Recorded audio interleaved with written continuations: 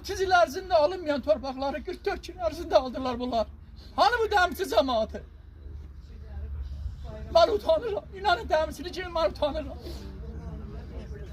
Şəhərdən gəliblər, şəhid atalarımız gəlib. Uzaq yerlərdən gəliblər. Bəs dəmirçi budur buradır. Gələ bilməzdilər. Orada heç bir müəllim yoxdur. Orada bir tələbə yoxdur. Arı olsun həmin o məktəbin müdürünə də, təşkilatçılığında da. Və bilmirəm orada icra nümayəndəsidir, kimdir? Yığıb oradan bir 30-40 nəfəri gətirəmirdilər. Sədrəkdən gəlib çıxıblar bura. Şəhiddir. Ruhun qarşısında baş şəhid. Sən bir qəhrəmansan. Sənin qədrini bilməyən.